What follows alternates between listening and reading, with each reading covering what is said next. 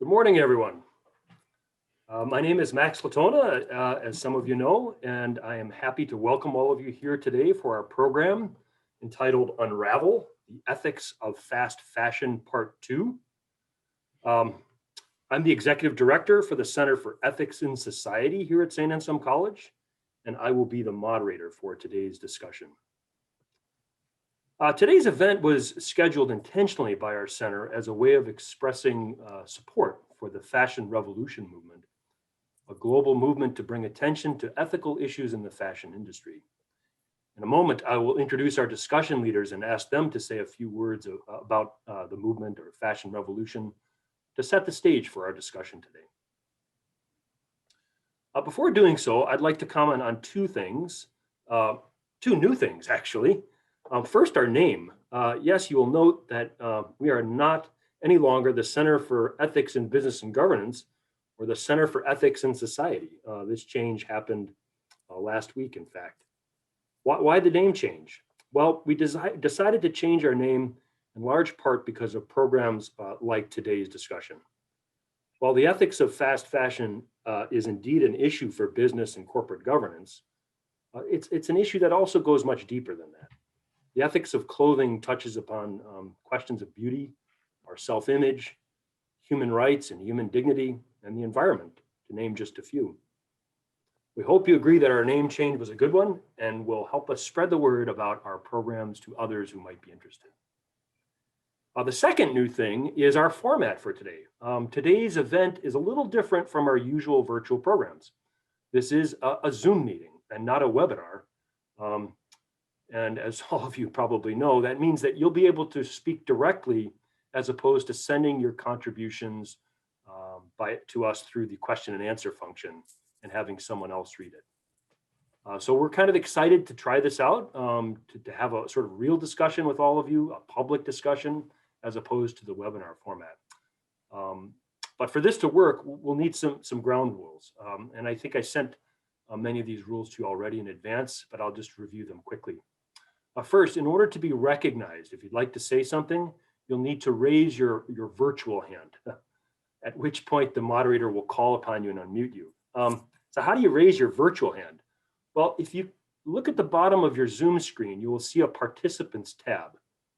And if you click on the participants tab, you'll see a window or a margin open up. And on the bottom of that is a raise hand icon. And that's how you click on that icon to raise your hand, and I'll see that. And you can also lower your hand in the same way. Again, we'll also have other attendees who want to speak in limited time, so we'd ask you to keep your remarks brief and to the point. And of course, always to be respectful. The center promotes dialogue and collaboration, and while disagreement is healthy, it should be expressed in a courteous manner. Finally, I will just say let's try not to use the chat function for comments and thoughts. This will avoid distracting all of our participants with a separate conversation that might be happening. So we did leave the chat function operative because our discussion leaders may have some things to share with you at some point, but we'd ask you not to use it if possible. Finally, I guess I should say we may not be able to recognize everyone who wants to speak today. We'll try. But we apologize in advance if that's the case, and we'll encourage you to send along your thoughts and questions by email to us at ethics@anselm.edu, and we will promptly forward them to Kathleen and Bhaavya, our discussion leaders, and perhaps they'll be able to respond. Okay, final words. As per state law, the event you are about to attend will be recorded and or live streamed and saved to be viewed on our channels. And by joining this event, you tacitly consent to the Center for Ethics in Society and Fashion Revolution and our partners broadcasting photographs and video recordings. So if you don't want your image to be seen, you could turn your video off. And if you don't want your audio to be recorded, then you could go radio silent. Or worst case scenario, you could exit the event. But we hope that you stay. Okay. So that's all the formalities. Again, we're very happy to have all of you here with us today and are excited about this discussion. Now, we have two special guests to help us lead this discussion today. And Hannah, do you want to cue up the slide? Okay, our first discussion leader is Kathleen Grevers. She is the Director of Education for Fashion Revolution USA and the founder of Seymour Global, an international company for the global development of circularity and sustainability skill sets within the footwear, material, and fashion industries. As a former faculty member of the Rhode Island School of Design's Apparel Department, she pioneered sustainability and circularity courses with technology integrations and fully executed a decade of travel courses, workshops, seminars, and corporate partnerships for design education within the fashion and footwear industry. We're very happy to have you here today, Kathleen, and at some point I'd like to hear more about what circularity refers to. I think I'm familiar with sustainability, but circularity is an interesting concept and term. I'd love to hear about that, but welcome. Thank you. And our second discussion leader joins us all the way from India. We're very happy to have Bhaavya Goenka. Did I pronounce your name properly, Bhaavya? Yeah, Bhaavya Goenka. Good. She is a graduate in craft design with specialization in textiles from the Indian Institute of Crafts and Design in India. Her subject of study involved design intervention in traditional Indian crafts to bring contemporary context to them, as well as to develop products and services with these traditional practices that have greater relevance in our world today. At her graduation, she won the gold medal for academic excellence in 2013 through 17. She was also a part of the crafting luxury and lifestyle business course from the Indian Institute of Management in Ahmedabad and received the Best Project Award for her submission titled Iro, Crafting Fashion Out of Waste, which was a collection of outlandish, multifunctional jackets handwoven from textile waste backed with market research and a business model. Boy, I'd like to see that. That sounds interesting. Thank you for joining us, Bhaavya. Happy to be here. Thank you for having me. Okay, so at this point, I'm going to turn it over to Kathleen. Kathleen, maybe you could say a few words about Fashion Revolution and what we're going to do today. Sure. Thank you so much, Max, for having us at the center. We're really happy to be here. And just so everyone knows that Bhaavya and I are both volunteer partners in Fashion Revolution. And I'm just going to share my screen for a moment and just talk a little bit about Fashion Revolution and give some context to, what we're going to talk about today, really. So Fashion Revolution was started on April 24th, 2014, in solidarity to what happened in 2013 when a large garment factory in it's called Rana Plaza Complex in Dhaka, Bangladesh, collapsed. And there's many reasons why it collapsed, and those reasons were known to the factory owners, but the fast fashion industry had put so much pressure on them delivering these garments that they I wouldn't say overlooked, they went tone deaf to the architectural concerns that was happening within the factory. So when the factory collapsed, people were not able to get out of the building because they were basically had some sort of connection to their sewing machine. And you can imagine that there is a lot of fear in, working in these places that don't have the safety precautions, fire escapes, the ability to move from their floor to floor to get out of the building. So since then, there's been different policies that have come to be, and still there's still factory issues that are happening today, even though policies are in place. So Fashion Revolution is a belief that within the industry, we can share and create values for people and the environment over profit. And we do this through education, not through bashing brands and showing the harm, but trying to educate brands and show them how they can do better, how fair trade, well-being, living wages, empowerment, gender equality, business accountability, sustainable livelihoods, good working conditions, and environmental sustainability can be part of their business plan. So Fashion Revolution is a global entity. It is throughout 92 countries, including where Bhaavya is in Jaipur, and to where I am in Massachusetts.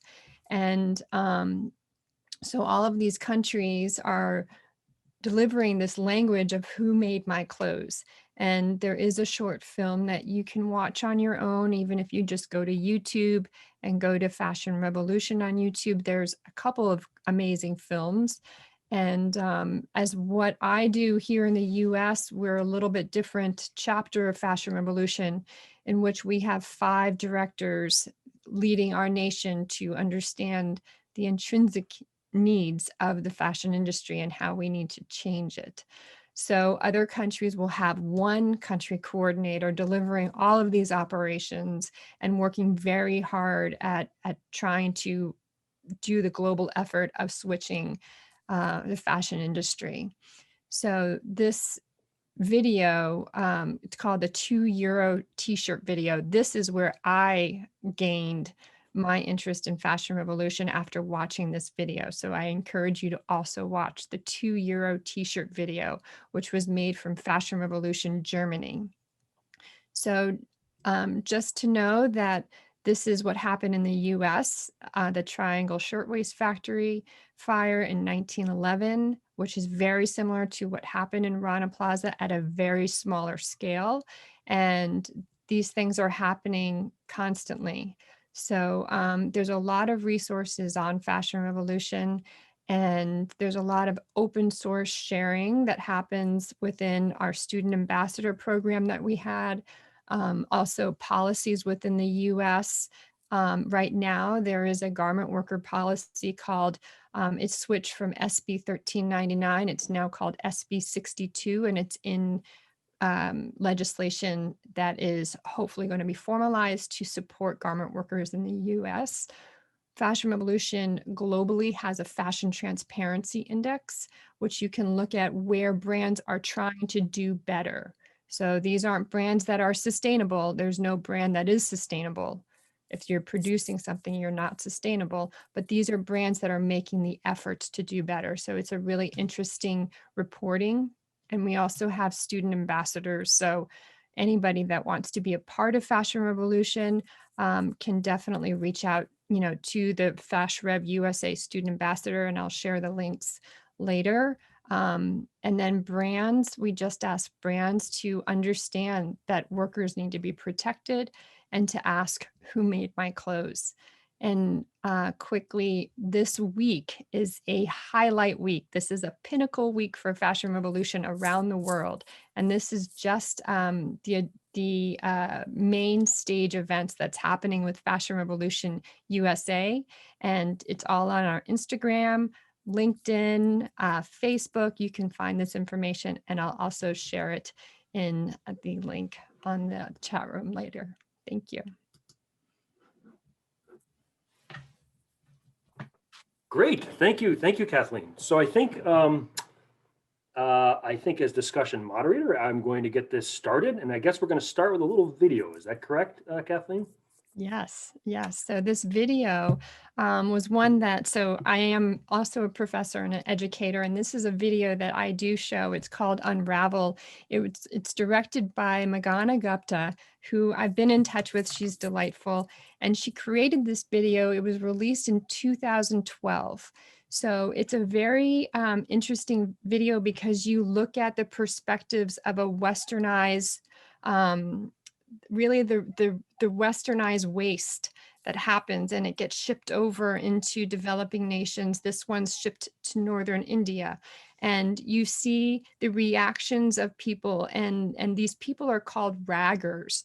So these raggers will basically turn our clothing that we've decided we don't need, and they will make it into strips. And those strips, they have to make sure there's no buttons on them, there's no zippers, there's nothing to be caught in the machinery.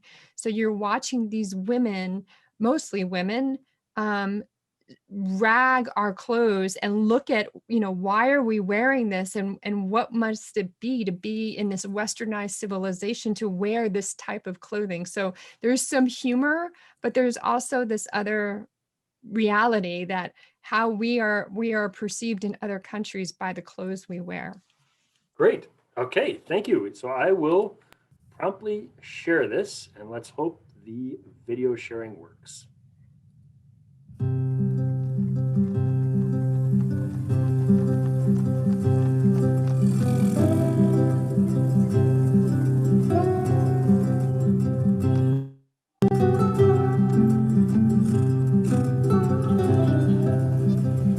कपड़े हर तरह के आते हैं।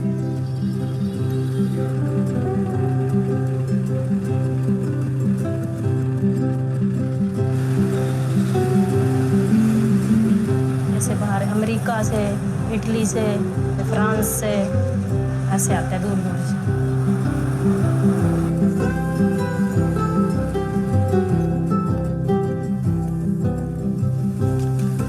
तो इसी का धागा बन के ही जाता है वापस। देखना चाहिए एक बार वो देश कैसा है। मतलब अंदर से चैना होती है भी इनको देखें, जैसे भी देखे कैसे अंग्रेज होते हैं, कैसे बोलते हैं। हाँ, मेरा नाम रेशमा है।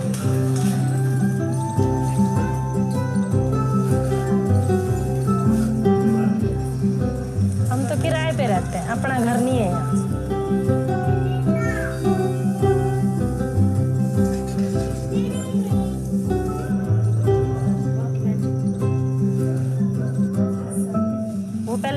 करते थे ना, उन्होंने जैसे गाड़ी चली जाती थी बॉम्बे, कलकत्ता, सब कुछ देख रखा उन्होंने।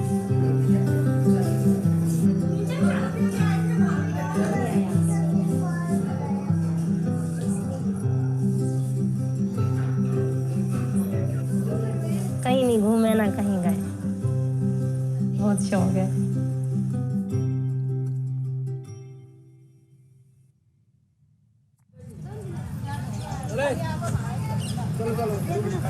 पंद्रह साल हो गए फैक्ट्री में काम करते हैं।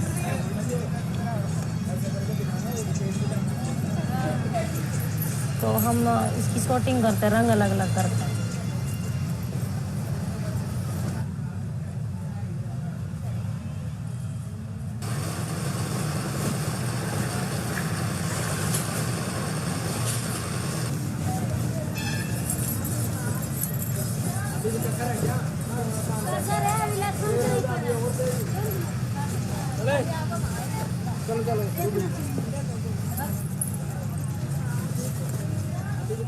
ये भी तो अंग्रेज ही डालते, देखो। अंग्रेज अच्छे लगते हैं, जैसे अंग्रेज नहीं है ना, अच्छी लगती है देखने में भी।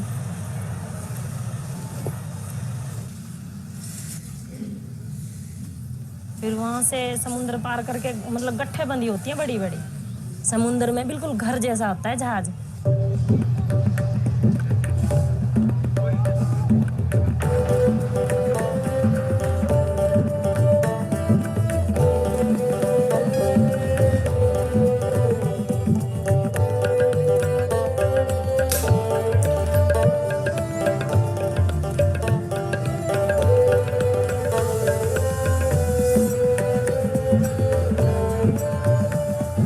से मतलब बॉर्डर पे कट लग के आता है। कट लगा भी कभी कोई ले जाए, अब कोई मालिक सामान खरीदेगा भी माल बने इसका।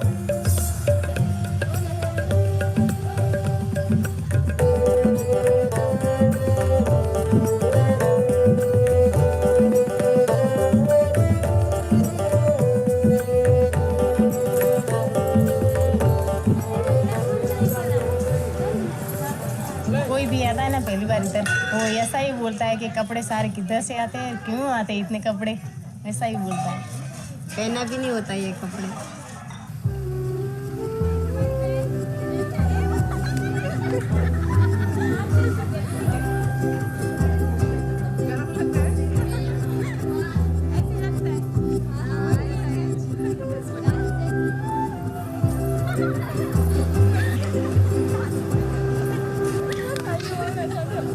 ऐसा ही बोलते हैं सब कि उधर पानी की कमी इसलिए इधर आता है ये सब माल, ऐसा ही बोलते हैं। पानी जितने में ये लोग पानी खरीदते हैं ना उतने में वो लोग कपड़े खरीद सकते हैं, इसलिए 2-4 बार ये कपड़े यूज करके फिर वो फेंक देते हैं।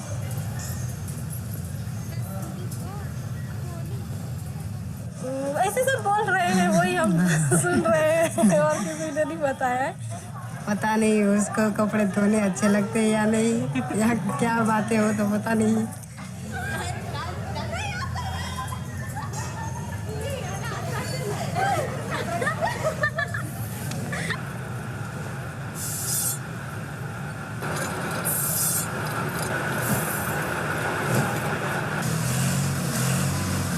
लोग बोलते हैं ये सेट जाता है, ये कट के हरियाणा पाली पर जाता है।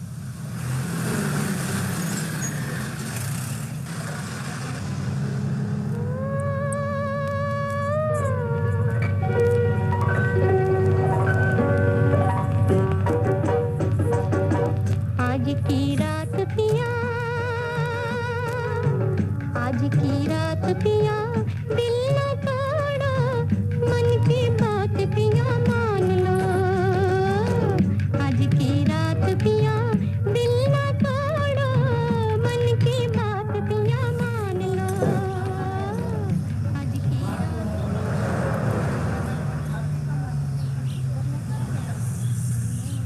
हर डिजाइन के कपड़े आते हैं, और जो हमने कपड़ा नहीं देख रखा वो भी आता है। ऐसे सोच करते भी ऐसे औरतें कैसे डालती हैं ये कपड़ा, जैसे अभी इसको देखो।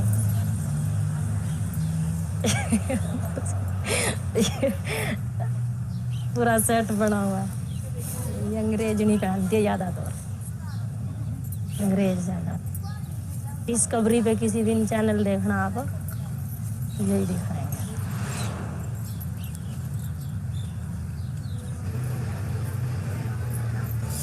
फिर आगे मतलब लेबरों को देते हैं, औरतों का चैन बटन निकलवाते हैं।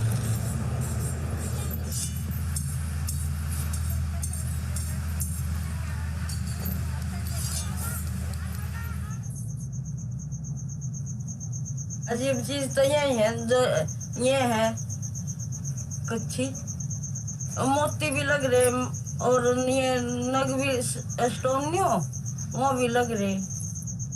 बाहर देश में कोई पहनता होगा, कोई जैकेट होगा, कोई बेचारा कोई तो पहनेंगे, पहनता होगा, कोई तो पहनते हैं।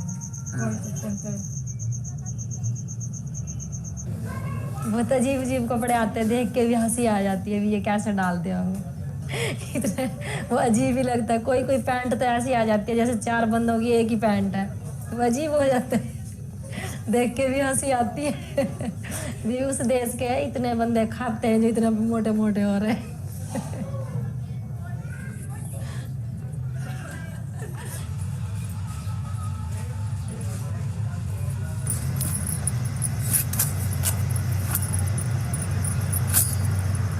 कोई कभी कभी अच्छा कपड़ा निकल आता है, जैसे अभी ये फिरोक है, ये देखो फिरोक आदमी।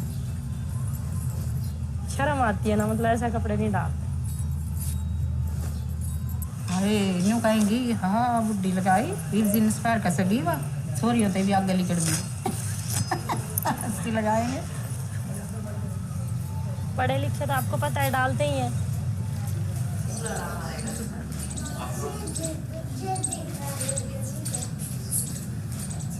हमें तो अच्छा लगता है, अभी अच्छी इज्जत है, जिंदगी तो भगवान ने इनको दे रखी है जो औरतों को, इतने ऐश आराम से रह रही हैं। हम भी मन में ये सोचते हैं भी काश हमारी भी ऐसी जिंदगी होती। नहीं तो सारा दिन कपड़े फाड़ने पड़ते हैं, ऐसे ऐसे देखने पड़ते हैं।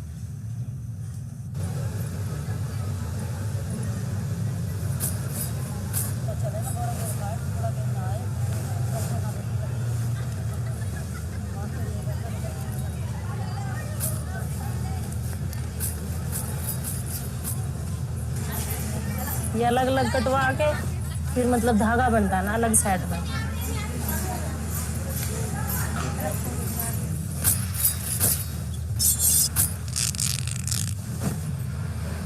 कपड़े तो बहुत खरीदते रहते हैं, जैसे इंग्लैंड, अमेरिका, जापान, अपने मन से जीती हैं, अपने मन से रहती हैं, खाना पहनना उनका अपने मन का, मतलब अपनी ज़िंदगी अपने साथ है उनके, कोई रोक टोक नहीं।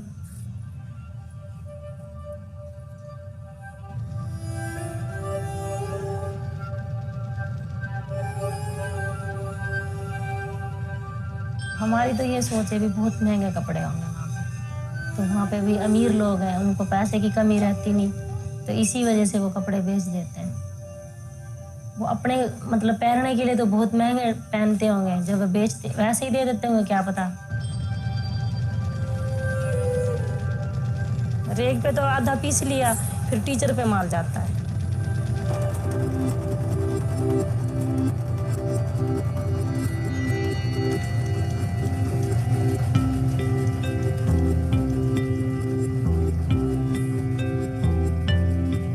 आप दूसरों के लिए श्रृंगार करोगे, लेकिन फिर भी खूबसूरती तो उतनी ही रहेगी जो परमात्मा ने दे दी है ना। चीज तो वही रहेगी, नेचुरल चीज तो वही होती है आदमी की। हाँ जी।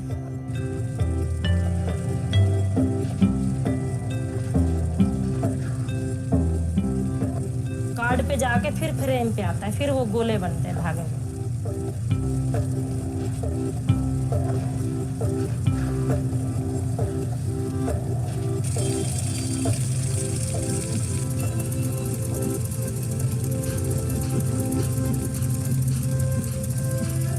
जैसे कंबल बनते हैं, कपड़े बनते हैं, इसी धागे के ही बनते हैं वापस।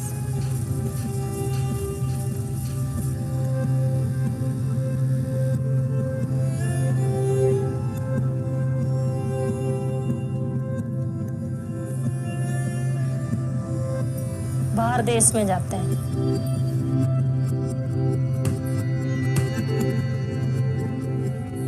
ऐसा जी करता है कि हम भी बाहर देश में जाएं, जैसे दूसरों की तरह हम भी कपड़े डालें। ये सब नसीबों के खेल होते हैं।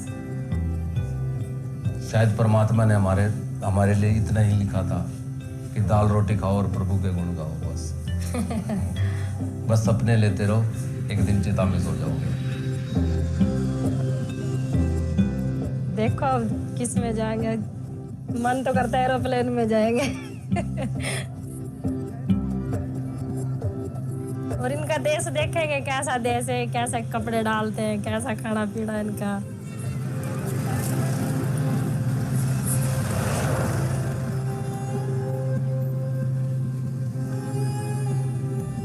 ज्यादातर तो अमेरिका में जाने की इच्छा है।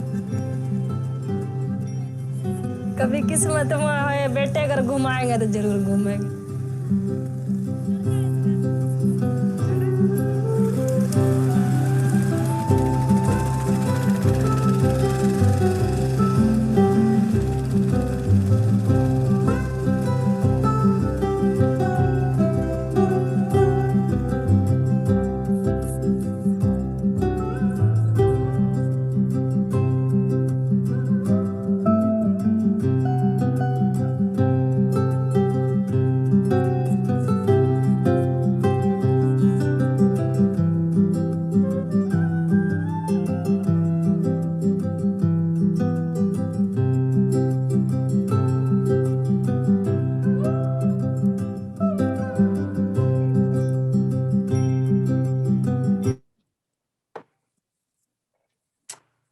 Okay, Kathleen and Bhaavya, I'm going to turn it over to you. A lovely little film with all sorts of interesting, subtle and not so subtle points. So, where do we take it from here? What are let's get the discussion started.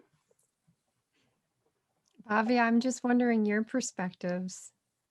Yeah, so actually, when the film was going on, I was just writing down whatever was coming to my mind. One of the biggest things that I think that also was pointed out by the woman who was talking about these garments. She was talking about this concept of this English woman in her head, and how the engagement of the garments would be, and how the people in the West are wearing these garments, because this really is a legacy of colonialism for us, where like there's this white skin complexion where because we were pillaged, and because on the basis of wealth, now those countries are developed. So that life has become aspirational here. So if that life is aspirational here, and if we are dealing with the discards of that life, of course, the immediate moment we are thinking, what kind of super life is that person living now? And that is something really that also then I started to thinking about how in India we've had these circular systems in our indigenous communities. Always we've had a way to composite waste. We've had always we still have zero waste pattern cutting techniques that are being practiced in villages. It's not it's not something that you'll only see in museums in India. You'll see it being practiced by the basic tailor here. And what I find interesting is that instead of us valuing these systems, now we are making that life which is actually very wasteful, which is actually, as she said, they are discarding garments as if it's cheaper than water. We are making that life and those values aspirational. Also, this whole idea that things are too good to waste, we've always had this concept. We have a term for it in almost every colloquial language in India, and that something, if my mom, she owned a sari, I will get it. If that sari is damaged, we'll make cushion covers out of it, or we might make some curtains out of it. And it didn't come from a place of not having enough money to buy a new sari. It came from a place of, this is too good to waste. Why should we put it in a landfill when it's a beautiful sari, probably hand woven, probably has beautiful embellishment? So when she was even talking about that point where she found lingerie that was embellished, I immediately, the thought came into my mind was, yes, we don't have embellished lingerie in India at all. Because we have to really think of end of life whenever a product is being launched in the market.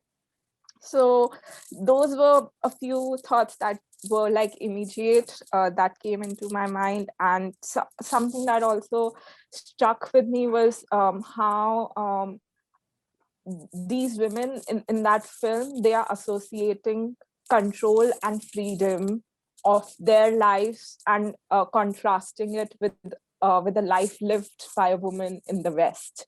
And that is something huge, that if we are able to bring that kind of curiosity because there is a lot of internalized patriarchy right now in India.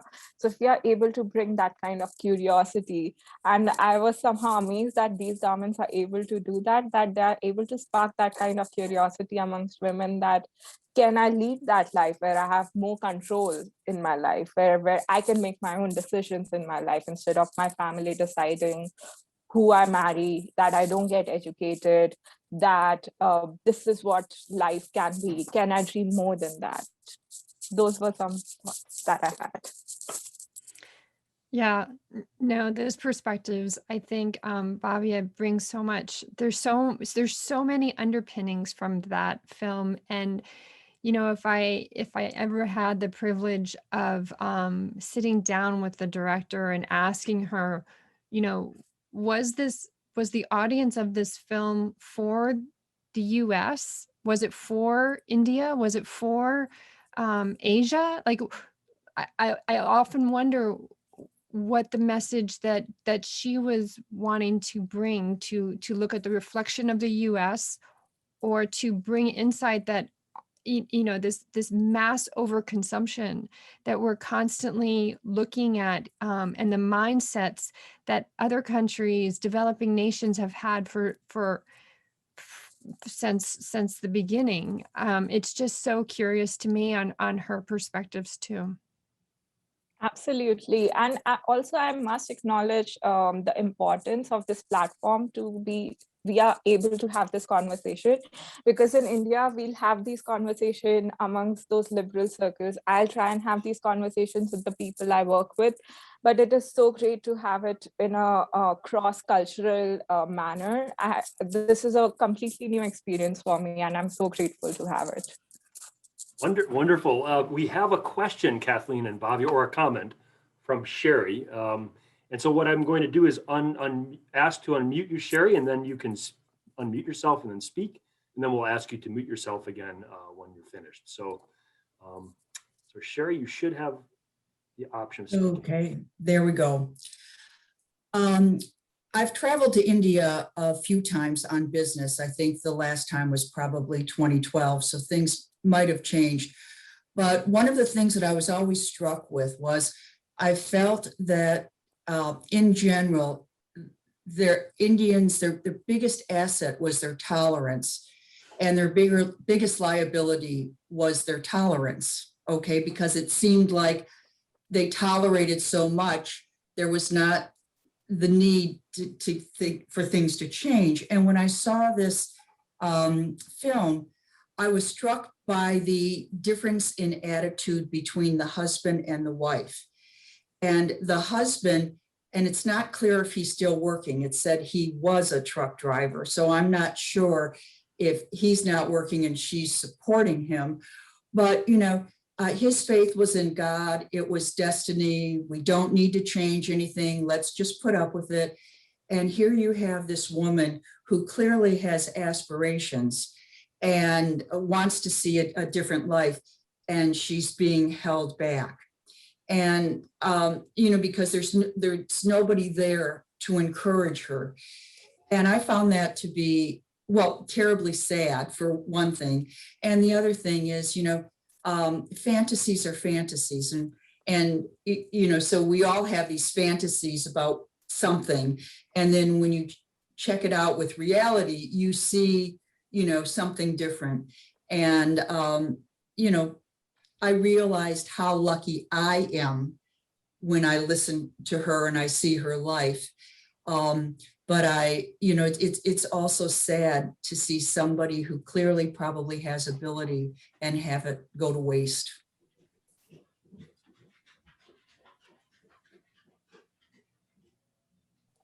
Kathleen or Bhaavya, would you like to respond? Or other participants like to chime in?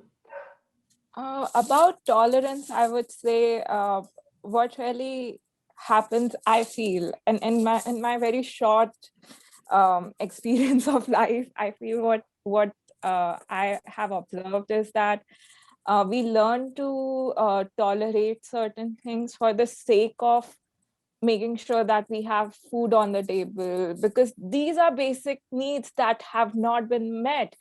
Women don't have access to basic healthcare or even toilets in the villages. They have to walk 15 minutes to a different place to relieve themselves. So basic needs, when have not met, it is very difficult for a person to aspire for to imagine even that they could have a different life. But sometimes there are conversations that I've had where people have been able to imagine a different life for themselves and have been able to build it for themselves within India. And that has got kind of transpired almost a movement where I've seen colonies building up, where people then around them and the younger generation who sees them, they are also like, maybe we can also take charge and do something. Bhaavya, can I ask a question? For your company, for Iro, what has that been like? Because, you know, in contrast, or I guess in similarity to the film, right? We're looking at your company and this mindset of you know, understanding who's making the cloth, who's making these pieces, but the mindset within your community, I wonder, is that confusing to them for you to be marketing that way, where in the US it seems, oh, we understand what she's doing? Right. So I would say I was very grateful when I started out 3 years, 4 years ago, when I met the first weaver I started working with. So this is all happening in a village 1.5 hours away from Jaipur. And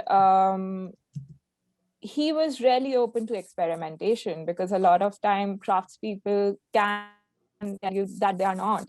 So what I have seen over time is that, because I've had the sensibility I must treat the people the way I want to be treated. So there has been this recognition within the artisans as well, that they too are capable of intellectual thinking. They too are capable of design. They too are capable of creating and recognizing themselves as creators. So when I started out, they said, pay us whatever you want to, pay us whatever the market will. Now they demand a rate that, listen, I have created this and I have made this, and this has taken this much time of my day, so I must be paid this. And I have because now the daughters of these weavers are going to universities for higher education and coming back and helping set up the business better. And these are all really empowering changes as well for me to see that have transpired, because also what we started with was with waste. We collected waste from garment factories and started weaving it on handloom. Everybody thought it was completely nuts that we are trying to look at it from a lens of quality and design, but somehow it has connected and resonated with people and the weather of the world, I guess, the climate of the world in a way. Great. We have a question, I think, from Catherine. Catherine, I'm going to unmute you. Perfect, thank you. So me and a couple of my fellow students, we just did a project on H&M and sustainability. And I think Kathleen had mentioned that brands cannot be sustainable because they're manufacturing product. And they usually do so through third parties. So they relieve themselves of a lot of like the legal and financial liability of the problem. So how can we as consumers hold them accountable, especially people that cannot afford brands that are more sustainable like Patagonia, and for people that can only afford cheap brands like H&M? How can we as a global consumer base do a better job and hold these brands accountable? I can answer to that. So there's many ways, and one of them is just to understand and to write to them, where are you making my clothes? Who made my clothes? Basically, it's a template. It's on Fashion Revolution website. It's asking the brands to release their transparency, to understand exactly who's making them. And, it can be so overwhelming, and Catherine, I know you probably know this already because your research has been so in depth, and I'm sure you've gone down so many rabbit holes as you figure this all out on, oh my gosh, like how does everybody take in all of this information and be able to run with it? And it's the little steps like that one understanding that brand needs to be transparent. So the price point on Patagonia is the price point because they're paying a living wage. And it's so important to know that, when we think of an expensive piece of clothing, sometimes you think of an expensive piece of clothing because you want, 5 different black dresses to wear to, 5 different occasions. When if you looked at one investment of a timeless piece that then could be, styled and created and emphasized to whatever destination it's going to, and you look at that as an investment, as something that you want to be able to own, and then understand that ownership comes with the responsibility of, okay, where does it go when I'm done with it? Because yes, we move things on, like this red jacket I'm wearing, maybe in 5 years, I won't want to wear it. And that's my responsibility to find the next home for it. And it's not the responsibility of all of these mass transportation of bales to be dumped in developing nations for them to deal with. That's not responsible. So I think it's those steps of asking the company, who's making the clothes, asking them, how the transparency of their supply chain is so important. And then even going to just a specific little postcard to your community leaders on sharing with your congressmen, your senators, anyone that you have wanting to reach out to within the community leadership of, we want to understand legislation for the fashion system in our country. And those little steps are the bigger pieces underpinning all the other, areas that we need to accomplish within the fashion system. We have a question from Patricia. Patricia, I'm going to unmute you. Hello. I'm going back to the interesting thought of freedom of fashion and how the women working in India are thinking how free we are in America to wear all these clothes and all these different things. But are we truly free? Because fashion has seasons, fashion has fads, and basically we're looking at this on social media and we're being told what we have to wear and can wear. And even at my age where I might, sorry about the cat, he likes to join. Even at my age where I might say, I don't need all these new things. I find myself every season, oh, there's a different color. Oh, my stuff looks dated. And so basically, even though I save my stuff, and when it gets to you, Bhaavya, it's in your people, it's pretty much worn. So it's ready to be ripped up. But a lot of people don't because they have to keep up with trends. They have to look like the Kardashians. We're not free, really. We're slaves to fashion. Bhaavya, do you want to answer to that, or I'm happy to? I would just say that yes, but again, going back to are your basic needs met, and not to make it a conversation about versus, it's about the contrast of how you are a slave to capitalism and we are a slave to slavery, capitalistic slavery. So I think Renee has a question as well. Renee, are you there? Let's see. I got to find you, Renee. So if you raise your hand, you'll pop up on my screen. But in the meantime, Sherry has another question or comment. Okay, so I am one of 400 state reps in New Hampshire. Okay, so, and I'm also determined that I'm going to clean out my closet this year. Okay, so what can we do? Rather, looking at federal legislation, I understand, but locally, what can we do to make things better? Is there anything on a statewide basis that we should be considering? Yeah, Sherry, you honestly bring tears to my eyes that you're on this call.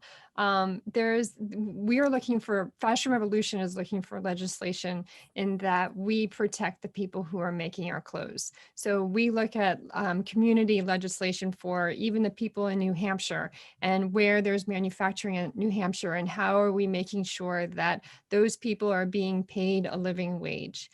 That's the basics of where we're going.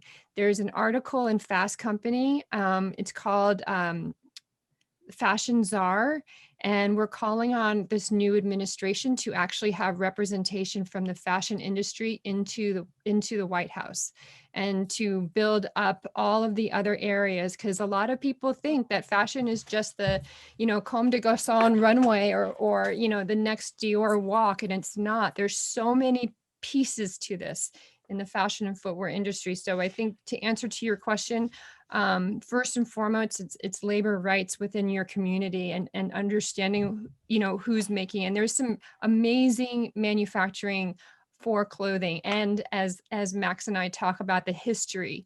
So I think protecting the history of New Hampshire's garment workers and protecting where we are going forward with garment working. Great. Thank you, Sherry, for being on this call. Renee is now going to ask a question. I'm going to unmute you, Renee.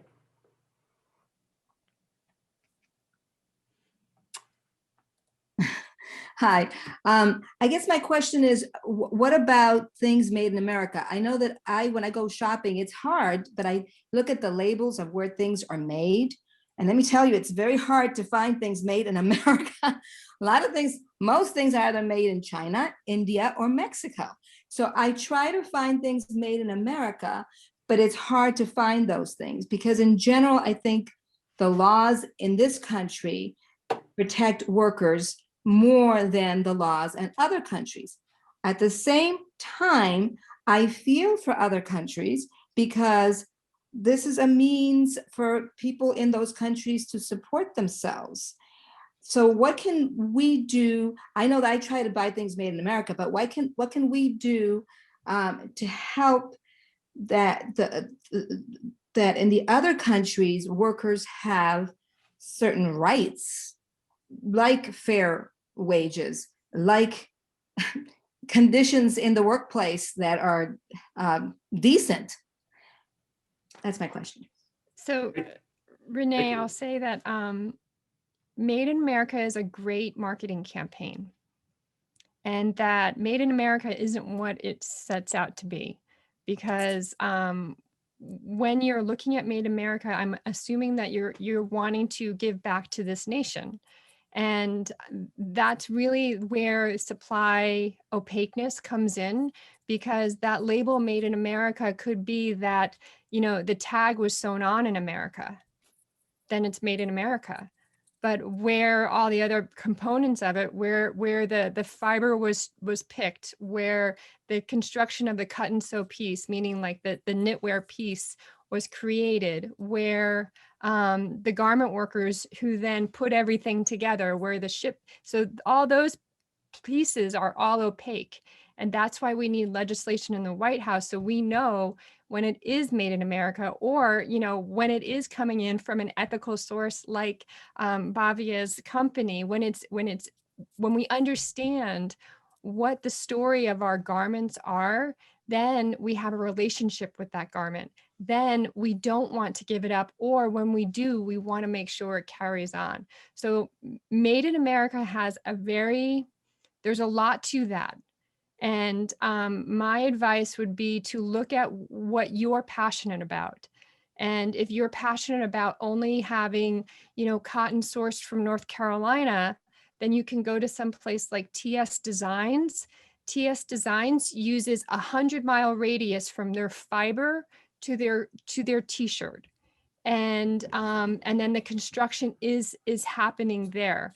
But to be pulled into that marketing campaign is to do a little bit further research on exactly all the components of that. It's just not that simple yet, but hopefully when we have legislation in the White House, an actual representative of the fashion industry, you'll be able to shop with just a little bit more simplicity. You can also look at an app called Good On You, the Good On You app. That really takes out a lot of the issues and really points you to small businesses that are making beautiful clothing in all sizes for all people. And that's one that I would highly recommend is Good On You, the Good On You app. I would also like to add just one point here, that there is this concept that this kind of work is at least generating work, but we also need to examine that when Western countries or any country that has accumulated wealth decided to export its work because it couldn't find cheap labor within its own country, they decided to not export their values with that work because it was beneficial for them. It is financially still beneficial for these companies and these countries to not export their values to countries that might be termed developing. So perhaps we also need to look at these relationships and build that kind of export of values as well. Renee, did you have a quick response? Yes, yes, I did. I have actually, thank you, Catherine, but I had actually looked at the labels, and I agree with you. Some of it is just the tag. So you have to be very, very careful, but there are still things that you can find that are, all of it is made in America. But I agree with you. It takes time to look. And I am going to look at that app you mentioned. I think, Kathleen, that's a very good idea to look at that app. But it is, you are correct. Sometimes you look at the label and it's just the tag that's made in America, or it was designed in America and then exported. So there's a lot of deception. But I think you can still find things that are made in America. And it's not just because of nationalism, but it's also because I feel like you do that workers should be respected. And I am so happy, Bhaavya, I am so happy that you brought that up, because I think that you're right. It's making the money, right? And so not exporting the values, and that should be part of it. Thank you. I agree. Thank you, Renee. Thanks, Renee. We have two other people with hands up, so I'm going to ask Thomas and Kim to have your questions or comments ready and be somewhat brief so we can get everybody in. Thomas, you're first. My question is, can the fast fashion industry ever be ethical? Have we created an industry that is in and of itself unethical? Because we're speeding up the creation of garments much faster than it's really possible to do sustainably, and is creating this need for every season or every year buying new clothes really ethical? Great question, Thomas. Yeah, Max, I think that's a whole course in itself. I love that question, Thomas, and I'm not even sure if I can say that it will ever be ethical. When you think of those barrels being, shipped out to other countries, we, in all ethicalness, if that's a word, we have enough clothes. We have it all. We don't need to produce more on this earth. Yeah, so Thomas, I think that is a big question I think we should all reflect on. It's a deep one and a good one. But Kim has a question as well. Kim? Can you hear me? Yes. Okay, thanks. Yeah, I've always thought of sustainable fashion as an oxymoron in itself, but I am a retailer. I run a little independent store in Vermont, I coincidentally called Revolution. And we really do try to practice the circulatory kind of process, in that half of the boutique is consignment, secondhand, reuse, and the other half is independent, new and independent. And we have a merchandising existential crisis every day when we're trying to determine what to purchase, and some of which is, made in the downtown LA factories, some is local, independent, upcycled, embellished, that kind of thing. And actually a big part of what we sell are imported from India and Thailand, and also like some fabrics made, garments made from upcycled sari fabrics. And so one question I have is we work with a couple of importers individually. Like, I know them, I've met with them. They travel specifically to India and Thailand to work with the textile workers and do the designs, and then import the products back to the US. And I see photos of them with, with these sewers and those textile workers, and it looks great. But the two that I work with are not fair trade certified, and I'm curious to know if what because basically they said, well, we can do that, but it basically will mean you're going to pay more for the products that we're selling. And I know that it's important and valuable. And just to finish that circulatory thing, at the end of each year, we do a massive sale where whatever we have left in the store, we sell for $1 and $5. We even have a gimmick where we pay people to take it home. And then on the last day, we invite theater companies and upcyclers and, basically teenagers, anyone can come in and take what they want if they help us pack it up. And at the end of the year, in the last 3 years, we had, well, not including 2020, the 3 years before that, we did not take a single garment to the thrift store or to the donation bin. So anyway, I think on a microcosmic level, our customers love the values of our little shop and the tons of like handmade accessories and jewelry that are really, they're craftsmanship. They're not just crafty. And anyway, I guess sorry, that was a longer question than you asked for, but the fair trade element, like how much of a holy grail is that? Thank you. Thank you, Kim. Quick response, Kathleen or Bhaavya? I just didn't hear the last part of her question, the fair trade. How critical, like if I'm working with importers that are not fair trade certified, Right. Is it okay? Do I have to have an existential crisis about that? I think it's all about relationships. Bhaavya, would you say the same for the people that are coming to your shop? Definitely, because we also export a lot. We are not fair trade certified, and we are a very small company. We can't afford to get the fair trade certification. And we know that what we are doing, it's about intent, and somewhere fair trade has become a platform.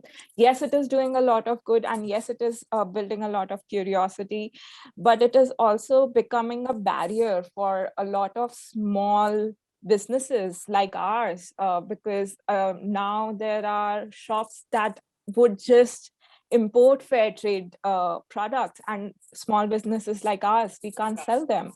So it's also a barrier right now. So it's really about examining how a person is treating the people that might not be as advantaged in life as them, and what kind of a relationship, as Kathleen said, they have with them more than anything else. Great. So, okay, so I think we're just about out of time. I want to ask Kathleen and Bhaavya to make some final remarks, and then I'll say a few of my own, and then we'll close.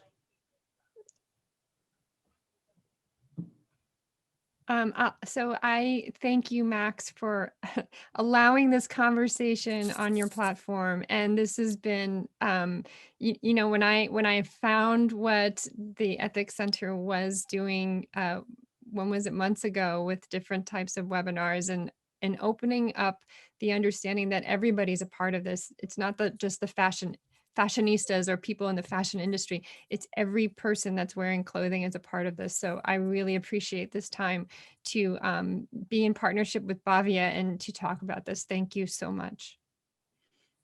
Thank you. I would also just like to say thank you for having this conversation, because as I said, we have these conversations in India within Fashion Revolution, and you know, they almost feel like bubbles, but to have this conversation now and like this cross-cultural, cross-generational, it is so great, and it's such a uplifting experience, honestly, that people are becoming more curious. And as Kathleen said, it's just about recognizing we all are part of the fashion value chain. Just because we wear clothes, we all are going to dispose clothes, or we all are going to give them a second life. That is our decision, and that makes us a part of the fashion value chain. That's how we are a stakeholder.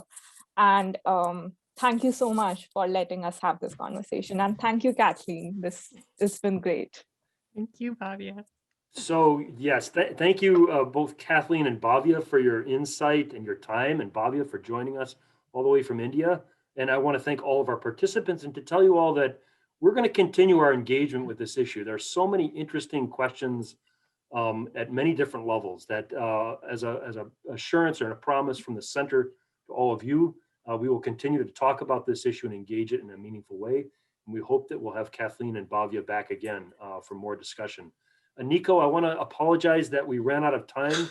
We weren't able to answer your question or hear your comment, but I'll encourage you to send it to us by email at ethics@ansom.edu, and we will forward it to Bhaavya and Kathleen, and I'm sure they'll be happy to respond.